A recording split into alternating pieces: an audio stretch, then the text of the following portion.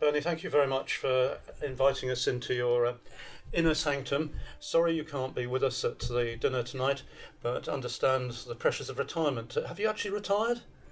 No, I'm still with the company in a much higher position than I used to be when I was chief executive. Right. In fact, it's so high I can't see what's going on. So difficult. And I can't. The reason I'm not with you, which I'd have loved to have been, to be honest with you, I didn't have a suit. I'd really like to take you back a little way, because our home circuit of Thruxton is up against its 50th anniversary in June, and we're having a special festival meeting there. But we know that you have raced at Thruxton in the days before the BARC got near it. And I know in the lovely book that Susan Watkins produced, she brought out this photograph.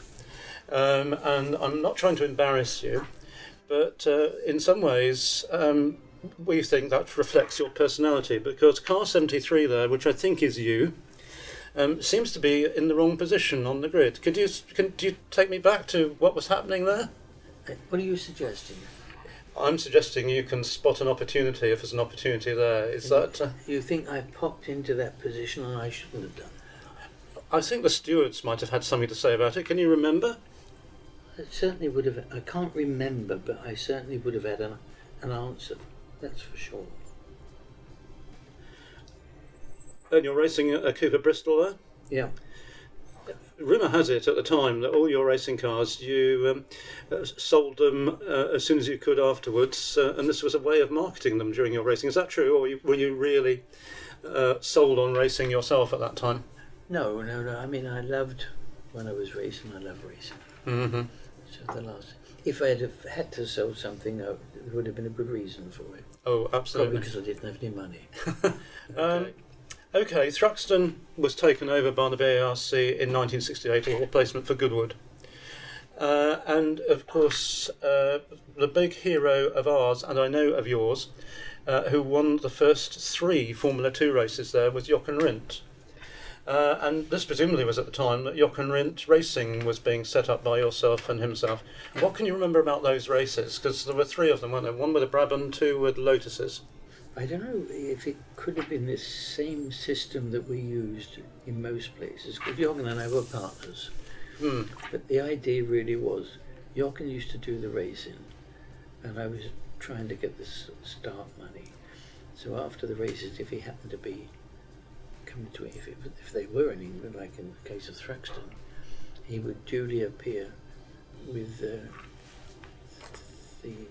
amount of money that I'd negotiated for start money, but I'm quite sure for Thruxton there was no such a thing for start money in those days anyway. Were we that tight? Was the club that tight in those days? Or? Yes. And you couldn't find a way of leveraging some money at that point? Well, if I did, I'm not going to confess. Very good, very good. I like it.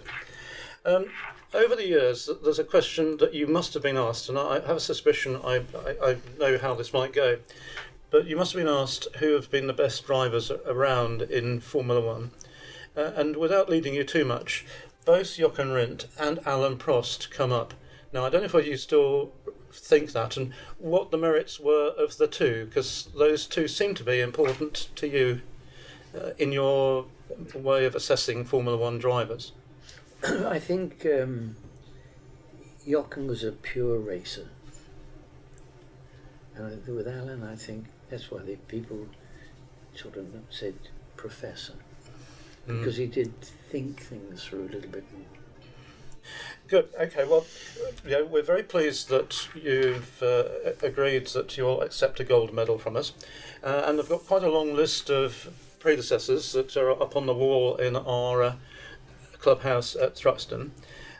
Quite a number of the names on there, one could suggest, are only on there because you created the surroundings which enabled them to A, make a lot of money, B, create the teams they have. So are you, in the nicest possible way, the godfather of many of these eminent names? Because, we've got Ron Dennis on there, Frank Williams, Ross Brawn, Christian Horner, people like this.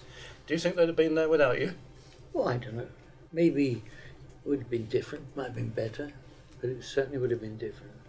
And I think where the people muddle me up a little bit with things, anything that I've done that's benefited racing, wasn't planned. Whatever I did, which I thought was good for me, and if it benefited somebody else, good. Okay. Then let's just turn back to the audience that we're addressing. That audience is made up of winners, like yourself. They've all achieved, they've all won championships, they've got very good teams, families, whatever, backing them. And they divide, in my mind, into two halves. So the young guns, they're coming through, they come through karting, Janettas and these sort of things, and they're the ones who want to be Lewis Hamilton one day. So what advice would you give them? They've already probably proven themselves behind the wheel, but you, I know, have another side to the business side of racing. What advice would you give the youngsters? Have a speak to Lewis and see how he did it. So a really good role model in Lewis. Excellent. Really applied himself. Would you like to? I think it really, and I'm sure they all do, they want to win and want to achieve all the things that they're trying to, from day one when they started racing, to do. And it's just a case of working hard. Right. Nobody can accuse you of not working hard, can they? Oh, and they need to obviously get some support, not necessarily financial, but people to support. Interesting. There is another sector of our audience who are not aspiring champions. They may be more mature gentlemen racers who are probably spending their kids' inheritance. So have you any advice for them on that? Don't spend too much. Very good. Well, Bernie, thank you very much. I think that's probably the sort of time we have at it now. Well, thank you.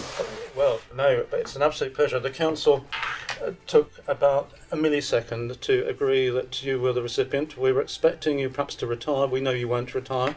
And therefore, can I offer you a BARC Gold Medal to join this illustrious list, many of whom you've created, and for all you've done, either intentionally or unintentionally, for British motorsport. Well, thank you very much. No, it's absolute people that said I should receive this. Thank you very much.